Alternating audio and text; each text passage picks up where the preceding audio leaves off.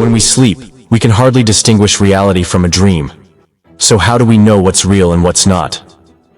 To scientists, something is real if its properties are determined prior to being measured. An apple can be green even when no one is looking at it. But the quantum world seems to be following different rules, and 3 scientists have recently won a Nobel Prize proving our universe isn't locally really.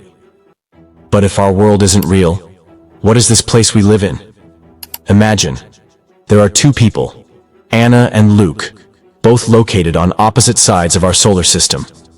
2 coins are sent from the center of the solar system, each targeted towards one observer.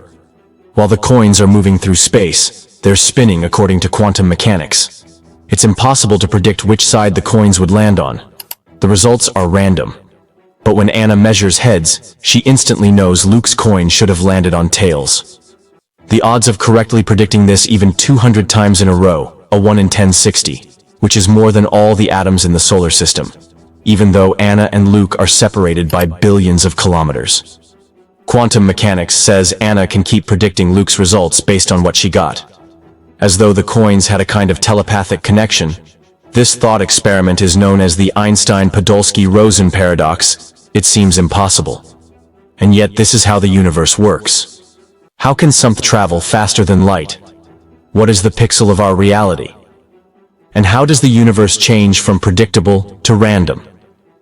Before quantum mechanics,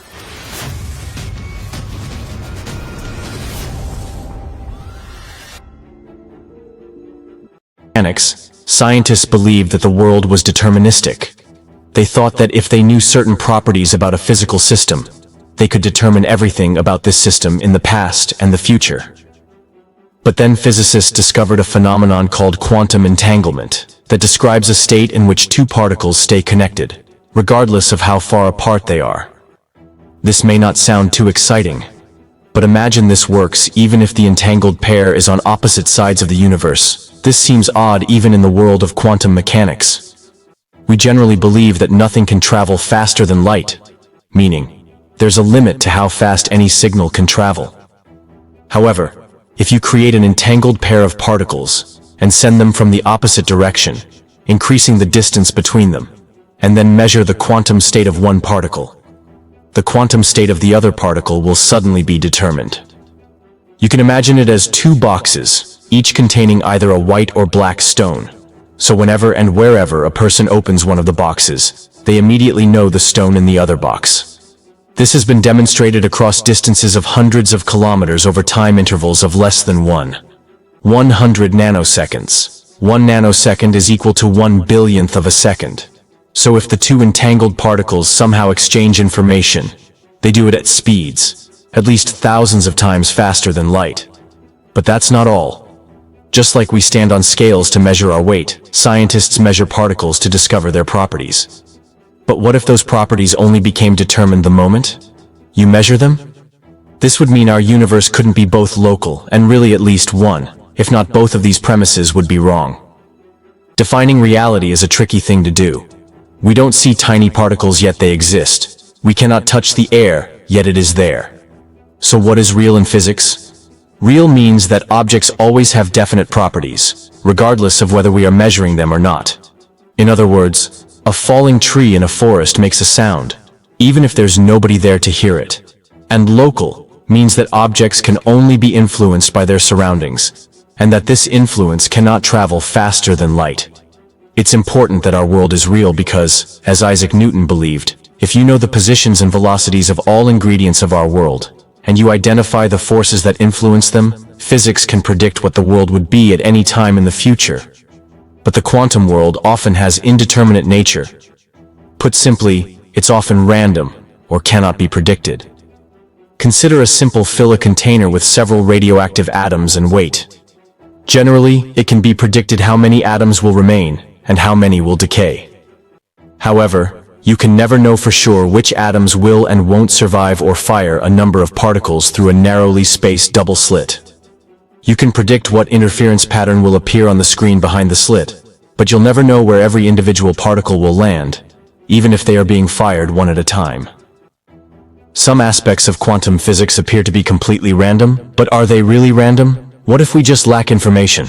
Albert Einstein believed that entanglement wasn't violating local realism, but rather that quantum physics was incomplete. He thought that the variables connecting these entangled particles would eventually be found, and the three scientists, John Clauser, Alan Aspect, and Anton Zeilinger, shared a Nobel Prize for proving these hidden variables don't exist. The scientists have reached a conclusion that an entangled particle doesn't have any properties until somebody measures it, and so these properties cannot be known or guessed by any means. So if the universe isn't real, then exactly what are we seeing and experiencing? A group of physicists in Los Angeles have come up with a new theory of reality, and it's based on periodic patterns, or crystals. Crystals can be of different shapes, but also of different dimensions. Even more so, a higher dimensional crystal can be projected to create a pattern in a lower dimension. The resulting pattern is called a quasi-crystal. Physicists took a specific 8D crystal, projected it to 4D at a certain angle. From it, they have driven a 3D quasi-crystal, which they believe is a substructure of all reality. The fundamental building block of this 3D quasi-crystal is called a tetrahedron, or a three-dimensional triangle with all its sides of the same length. And this length is the smallest theorized unit of length in existence, called the Planck length, which is 10 to the minus 20 times the size of a proton. If an atom was the size of the Earth, the Planck length would be about the size of a proton. This is where it gets spooky. According to their theory, just like digital displays consist of the smallest units of a digital image, a tetrahedron is a 3D pixel of our reality. Each tetrahedron has just a few states in which it can exist, and a state of one tetrahedron defines the state of other tetrahedrons that fill the entire space of the universe. But if a tetrahedron can only be in one specific state, in a given moment, then who or what dictates the state it should be in? Physicists all across the globe believe that reality is made of information. But what is information? Information is meaning expressed through symbols, but meaning is nothing else but comparison, or an ability to perceive something relative to something else. And if so, comparison and meaning require choice. In other words, consciousness. So, just like when we know what the properties of an entangled particle are when we measure them, meaning or information can only exist when it's perceived or measured. If all of this is true, reality could be a product of consciousness. But there's also another idea for our existence. The simulation hypothesis suggested by the Oxford philosopher Nick Bostrom. And some scientists believe the odds we live in a simulated reality are 50. So if we were somehow able to prove we're living in a simulation, how would we do it? We'd have to start with the idea that the hardware which created the simulation doesn't have infinite computing power, because otherwise it wouldn't be possible to distinguish our reality from a virtually created one.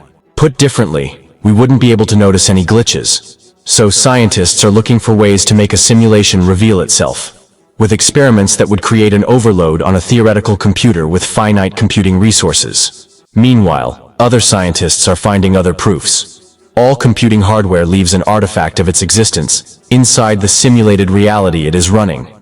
So there should be a limit to the processing speed of operation, per certain amount of time. And it happens that we have such an artifact in our universe, the speed of light, which remains the same regardless of the observer. It has an upper limit, and it cannot be explained by physics. So we may not know what kind of a computer is running our simulated reality, or what properties it has.